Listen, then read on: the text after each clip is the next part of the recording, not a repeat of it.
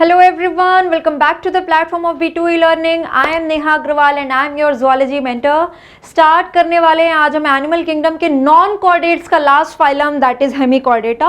और स्टार्ट करते हैं हेमिकॉर्डेटा फाइलम के बारे में सीखना। और बहुत बड़ा फाइलम नहीं है, ये छोटा फाइलम है। थोड़ी इंपॉर्टेंट चीज़ें इसके बारे में याद रखेंगे जो नीट रेलेवेंट है।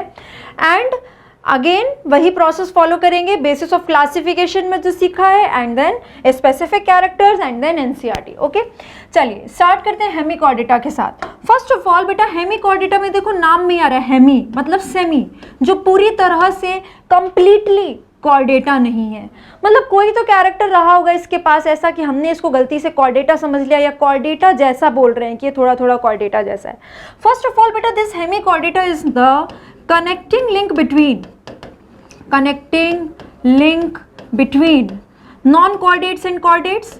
ये बात हमने बेसिस में भी सीखी थी, फर्स्ट क्लासेस जब हमने इस चैप्टर की ली थी। ठीक है, नॉन कॉर्डेट्स और कॉर्डेट्स में कनेक्टिंग लिंक का काम करता है। बेटा कोई भी ट्रांजिशन ना एकदम से नहीं हो जाता, एक बीच में ट्रांजिशन स्टेट भी आती है। नॉन कॉर्डेट से कॉर्डेट बन रहे हैं, नोटोकॉर्ड नहीं है उससे नोटोकॉर्ड आ रही है, तो बीच में एक जो उन दोनों को कनेक्ट करता है ना, जिसके पास नोटोकॉर्ड नहीं थी, नोटोकॉर्ड जैसा एक स्ट्रक्चर था जिसकी वजह से हमने इसको नॉन कॉर्डेट और कॉर्डेट के बीच का कनेक्टिंग लिंक बोला।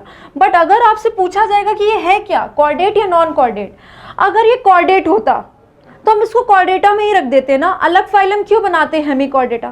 पहले तो हमको कंफ्यूजन हुआ था और हमने इसको पहले कहाँ पर रख दिया था, कॉर्डेटा के अंदर। Earlier hemichordates were put as sub phylum of chordata. Chordata के अंदर हमने कॉर्डेटा फाइलम में हेमिकॉर्डेटा को सब फाइलम की तरह रखा था। फिर हमको पता चला नहीं, कॉर्डेटा के लिए तो नोटोकॉर्ड चाहिए, इसके पास नोटोकॉर्ड नहीं है, तो हमने इसको निकाल के अलग फाइलम बना दिया। तो अब ये क्या है, नोटोकॉर्ड तो नहीं है, इसलिए हम बोलेंगे क्या इसको बेटा, नॉन कॉर्डेट। माना कि दोनों के बीच का कनेक्टिंग लिंक है, बट ये है क्या, नॉन कॉर्डेट है, कॉर्डेट नहीं है। ठीक है, कॉर्डेट इसलिए नहीं है बेटा, नॉन कॉर्डेट इसलिए बिकॉज इसके पास नोटोकॉर्ड नहीं है, इसके पास नोटोकॉर्ड तो नहीं है, इसलिए कॉर्डेट तो नहीं है, नॉन कॉर्डेट है। फिर हमने इसको कॉर्डेटा के अंदर गलती से क्यों रखा था, या हम इसको हेमिकॉर्डेटा आधा कॉर्डेटा जैसा क्यों कह रहे हैं, क्योंकि बेटा इसके पास नोटोकॉर्ड लाइक स्ट्रक्चर है, नोटोकॉर्ड लाइक स्ट्रक्चर प्रेजेंट है इसके पास। ठीक है, नोटोकॉर्ड नहीं है। तो स्टार्टिंग में हमको कंफ्यूजन हो गई कि शायद ये नोटोकॉर्ड है, हमने इसको कॉर्डेटा में रख दिया, फिर हमने उसका स्टडी किया तो हमें पता चला नहीं ये नोटोकॉर्ड तो नहीं है, नोटोकॉर्ड जैसा है, तो हमने इसको बाहर निकाल दिया और हमने इसको अलग फाइलम बना दिया हेमिकॉर्डेटा, जो कॉर्डेटा जैसा है थोड़ा थोड़ा, पर नोटोकॉर्ड नहीं है, इसलिए हम इसको कॉर्डेट नहीं बोलेंगे, नॉन कॉर्डेट बोलेंगे। So hemichordata is non chordata. Notochord जैसा जो स्ट्रक्चर है इसके पास दैट इज स्टोमोकॉर्ड, उसको कहते हैं स्टोमोकॉर्ड। ठीक है, तो हेमिकॉर्डेट्स के पास बेटा स्टोमोकॉर्ड होती है विच is a notochord like structure. ठीक है, हम अभी स्ट्रक्चर में देखेंगे कि हेमिकॉर्डेटा के पास ऐसा कुछ स्ट्रक्चर होता है और ये उसका कॉलर रीजन है। देखो कॉलर जैसा बना हुआ है ना, इसलिए कॉलर रीजन है।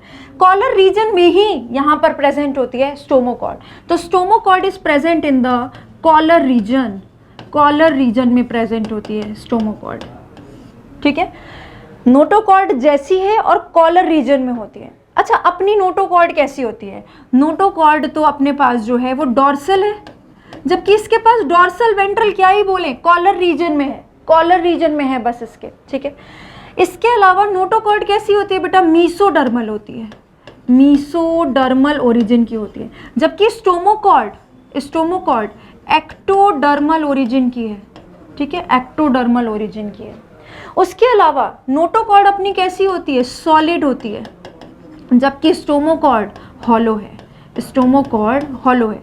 यानी ये नोटोकॉर्ड से इन सारी चीज़ों में अलग है, इसीलिए नोटोकॉर्ड नहीं है, सिर्फ कॉलर रीजन में है, एक्टोडर्मल है, हॉलो है, जबकि नोटोकॉर्ड जो होती है वो मीसोडर्मल होती है, डॉर्सल होती है, सॉलिड होती है।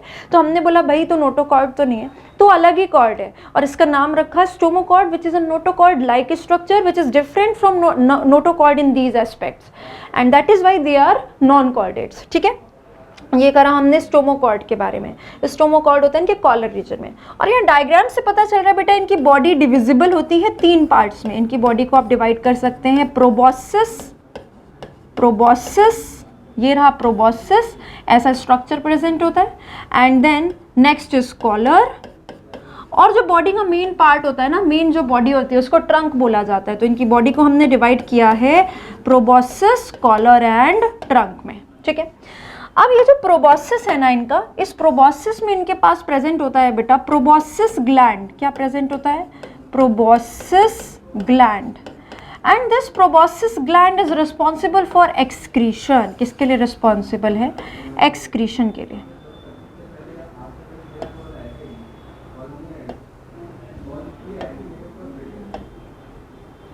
इनके पास प्रोबॉस्सिस ग्लैंड है and this proboscis gland is involve in excretion of hemichordates.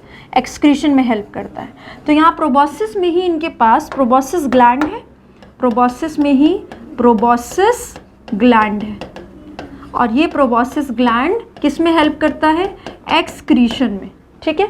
इससे हमको ये भी पता चलता है कि इनके पास, अब अगर हम लिखें डाइजेस्टिव सिस्टम है या नहीं है, रेस्पिरेटरी सिस्टम है या नहीं है, सर्कुलेटरी सिस्टम है या नहीं है, ये तीन तो अभी हम टेबल से भरेंगे। उसके अलावा इनका एक्सक्रीशन अगर पूछा जाएगा तो हम क्या बोलेंगे? Yes, excretion takes place with the help of proboscis gland. Proboscis gland की हेल्प से होता है, ठीक है। बाकी digestive system, yes digestive system present है, कंप्लीट डाइजेस्टिव सिस्टम चल रहा है, रेस्पिरेटरी सिस्टम प्रेजेंट है, सर्कुलेटरी सिस्टम प्रेजेंट है। एनालिड्स और कॉर्डेटा को छोड़ के सब में ओपन सर्कुलेटरी सिस्टम है, तो हेमिकॉर्डेटा में भी ओपन सर्कुलेटरी सिस्टम है, यानी हीमोसील और हीमोलिम्फ वर्ड का यूज हम यहाँ पर कर सकते हैं। कैपिलरीज यहाँ पर प्रेजेंट नहीं होती हैं, ठीक है। इसके अलावा हमने बेसिक्स क्या करने होते हैं? हमने बेसिक्स करने होते हैं लेवल ऑफ ऑर्गेनाइजेशन क्या चल रहा है, level of organisation, symmetry, germ layer, coelom, segmentation and notochord. Notochord चलो बता दो फटाफट से, अब क्या बोलोगे? नोटोकॉर्ड प्रेजेंट है या एब्सेंट है? एब्सेंट है। नोटोकॉर्ड नहीं है, वरना हम इनको कॉर्डेटा में रख देते। सेगमेंटेशन हम किस में करते हैं? एनालिडा, आर्थ्रोपोडा और कॉर्डेटा में। तो ये बाकी सब फाइलम में हम बोलेंगे सेगमेंटेशन नहीं है। सिलोम बेटा ट्रू सिलोम प्रेजेंट है, यूसिलोमेट ऑर्गेनिजम्स चल ही चुके हैं तो वही चलते रहेंगे। जर्म लेयर ट्रिप्लोब्लास्टिक चल चुकी है, वही चलती रहेगी।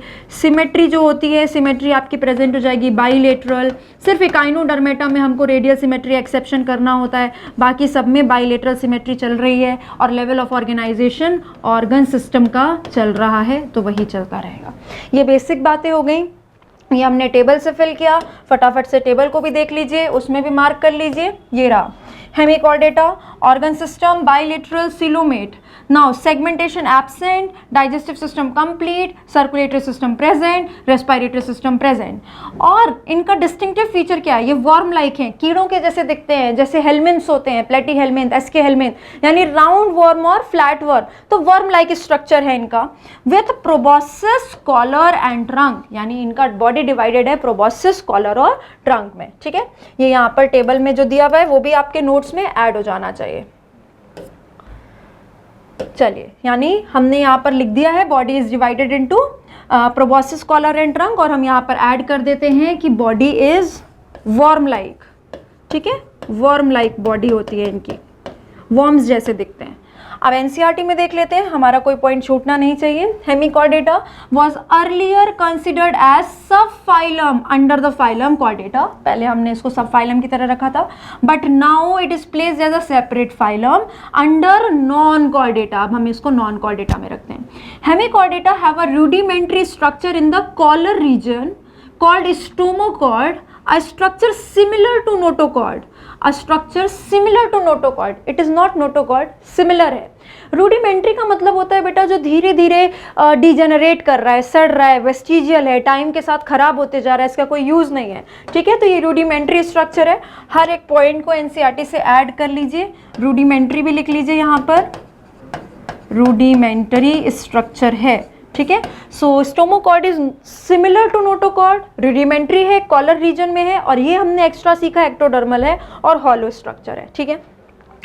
This phylum consist of a small group of, मतलब बहुत थोड़े ही ऑर्गेनिजम्स हैं इसमें, वर्म लाइक मरीन एनिमल्स। कैसे एनिमल्स हैं? मरीन, सारे के सारे पानी में रहते हैं, और पानी में भी कहाँ रहते हैं? मरीन वाटर में रहते हैं। With organ system level of organisation, they are bilaterally symmetrical, triploblastic, coelomate animals. Their body is cylindrical and is composed of an anterior proboscis, top पे है ना प्रोबोसिस, इसलिए लिखा है anterior proboscis, collar, a collar, एक ही collar है, ठीक है, एंड अ लॉन्ग ट्रंक। तो एक प्रोबोसिस, एक कॉलर और एक ट्रंक रीजन है इनके पास, और ट्रंक इज लॉन्ग।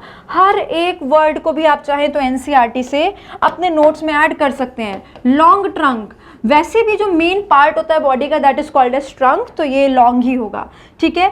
एक कॉलर है, एक प्रोबोसिस है, एंड प्रोबोसिस ऑफ कोर्स कहाँ है बेटा? एंटीरियर पार्ट में लिखा हुआ है एनसीईआरटी में, इसलिए लिख लेते हैं, बट दैट इज अंडरस्टूड कि ये कहाँ पर है? टॉप पर प्रेजेंट है, ये एंटीरियर पार्ट होता है, तो एंटीरियर पे इनके प्रोबोसिस है। बॉडी वर्म लाइक है, और वर्म लाइक है और सिलेंड्रिकल है, मतलब फ्लैट नहीं है इनकी बॉडी, सिलेंड्रिकल बॉडी है, ठीक है। इनका भी क्रॉस सेक्शन कट करेंगे तो राउंड दिखाई देंगे ये, ठीक है।